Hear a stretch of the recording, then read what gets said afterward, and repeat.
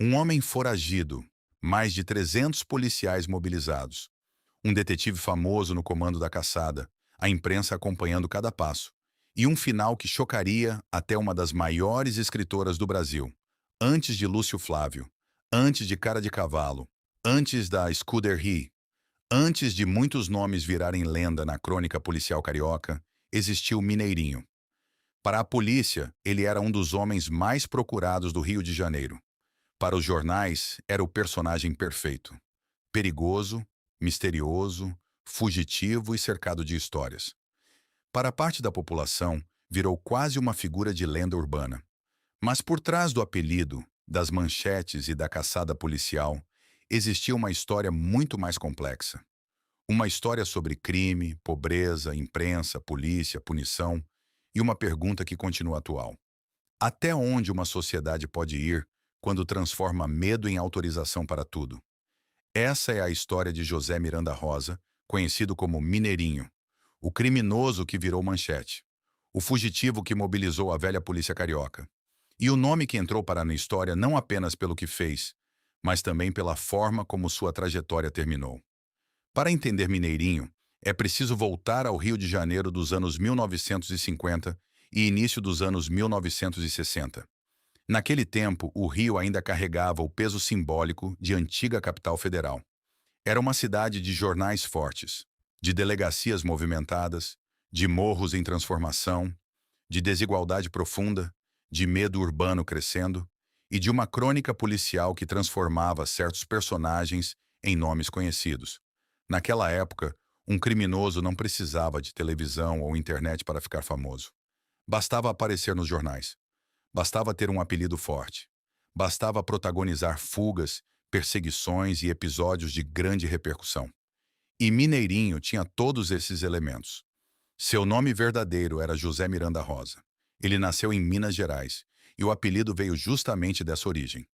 Mas foi no Rio de Janeiro que o nome Mineirinho ganhou força. Segundo registros históricos, ainda jovem, ele passou por instituições de assistência a menores, em um período em que muitos adolescentes pobres eram enviados para sistemas duros, marcados por abandono, disciplina rígida e poucas chances reais de recomeço. Esse detalhe é importante. Não para inocentar Mineirinho, não para justificar os crimes que viriam depois, mas para entender o ambiente que ajudou a formar aquele personagem. Porque a história da criminalidade urbana no Brasil raramente começa no primeiro crime. Ela costuma começar antes, na infância interrompida, na ausência de estrutura, na violência institucional, na rua, no abandono e na sensação de que, para algumas pessoas, a sociedade já fechou as portas muito cedo.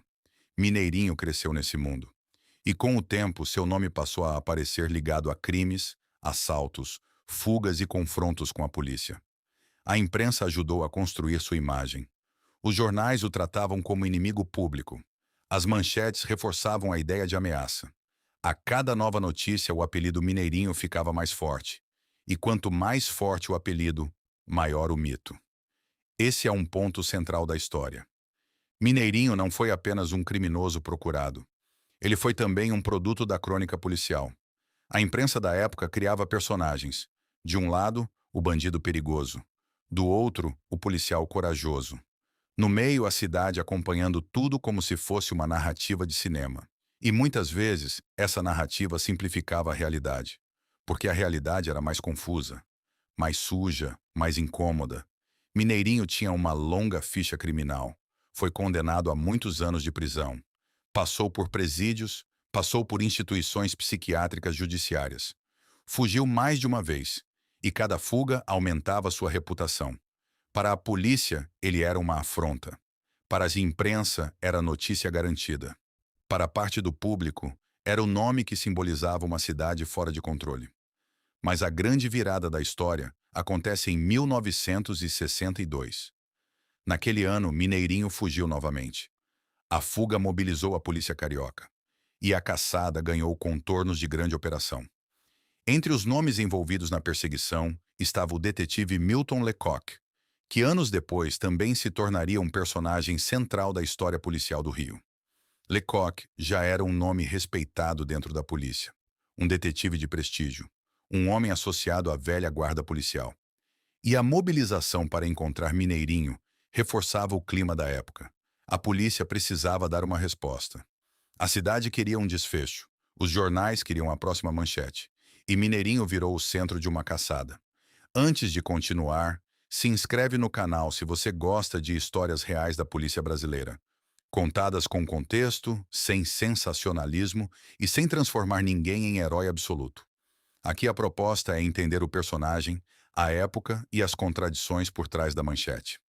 A busca por Mineirinho não era apenas uma busca policial. Era também uma disputa simbólica. Ele representava para muitos o criminoso que desafiava a autoridade, o homem que fugia, o homem que escapava, o homem que parecia sempre um passo à frente. E quando um personagem assim cresce demais, a captura dele passa a ser uma demonstração de força. Não se tratava apenas de prender Mineirinho. Tratava-se de mostrar que o Estado ainda tinha controle. Mas é justamente aí que a história entra em uma zona delicada. Porque quando a necessidade de resposta se mistura com pressão pública, medo e desejo de punição, a linha entre justiça e vingança pode começar a desaparecer. E esse foi o ponto que fez a história de Mineirinho atravessar as décadas. Em maio de 1962, Mineirinho foi encontrado morto no Rio de Janeiro. Os registros históricos apontam que ele foi atingido por 13 disparos. Esse número se tornaria parte inseparável da memória do caso. Não apenas pelo impacto do fato em si, mas porque uma das maiores escritoras brasileiras transformaria esse episódio em reflexão. Clarice Lispector escreveu uma crônica chamada Mineirinho. E ali, ela não fez uma defesa simples do criminoso. Não transformou Mineirinho em inocente. Não apagou seus crimes. O que Clarice fez foi mais profundo. Ela questionou o que acontece com uma sociedade quando a morte de alguém, mesmo de alguém temido, é recebida como solução. Ela olhou para aquele caso e percebeu algo que muita gente preferia não encarar. Quando a justiça vira espetáculo, todos perdem alguma coisa. Essa é a parte mais importante da história de Mineirinho. Ele não ficou marcado apenas porque foi criminoso. Ele ficou marcado porque seu fim levantou uma pergunta moral. Quantos tiros são necessários para uma sociedade se sentir protegida? Em que momento a punição deixa de ser justiça e vira recado? E o que acontece quando o Estado, que deveria representar a lei, passa a ser visto como alguém autorizado a agir fora dela? Essas perguntas não são simples e não têm resposta confortável, porque Mineirinho, de fato, tinha crimes associados ao seu nome. Ele não era um personagem puro, não era um símbolo inocente, mas o incômodo da história está justamente aí. Uma sociedade democrática não é testada apenas quando lida com pessoas admiradas. Ela é testada principalmente quando lida com quem ela teme. A forma como se trata o pior personagem de uma época revela muito sobre essa própria época. E o caso Mineirinho revelou muito sobre o Rio dos anos 60. Revelou uma polícia pressionada, uma imprensa sensacionalista, uma população assustada, um Estado em busca de autoridade. E um sistema que muitas vezes preferia respostas definitivas a processos legais. Depois de sua morte, Mineirinho continuou existindo como personagem. Virou crônica, virou debate, virou filme. Em 1967, sua história inspirou o longa Mineirinho Vivo ou Morto.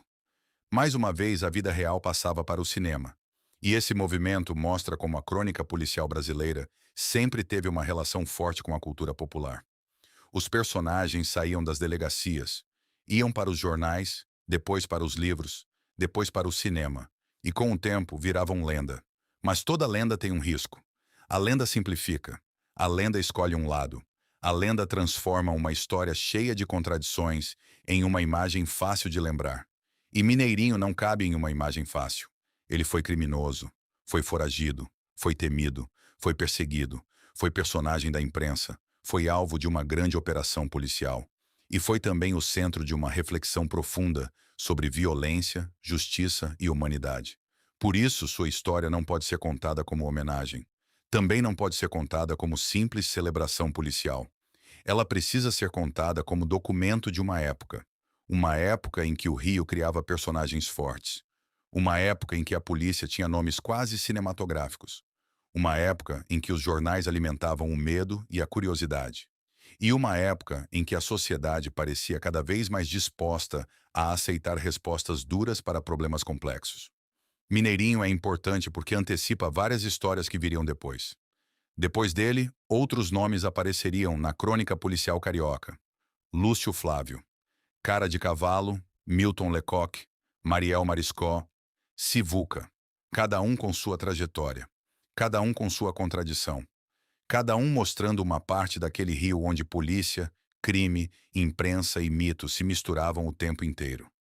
Mas Mineirinho ocupa um lugar especial nessa sequência, porque sua história não ficou presa apenas ao universo policial.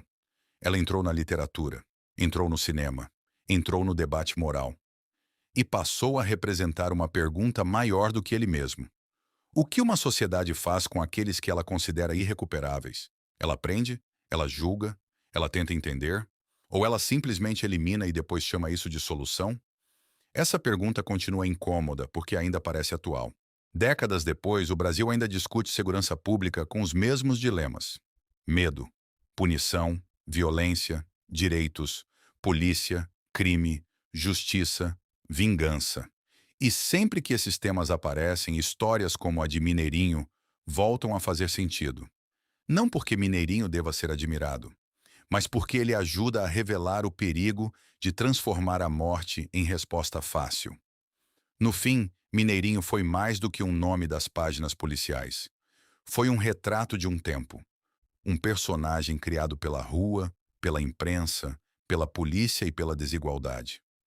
Um homem que entrou para a história não apenas por suas fugas ou crimes, mas pelo desconforto que sua morte causou em quem teve coragem de olhar para além da manchete. E talvez seja por isso que sua história ainda seja lembrada. Porque Mineirinho obriga o Brasil a encarar uma pergunta que muita gente prefere evitar. Quando a sociedade aplaude a violência contra quem ela teme, o que ela revela sobre si mesma? Se você gostou dessa história, deixa o like, se inscreve no canal e comenta qual personagem da velha polícia carioca você quer ver no próximo vídeo.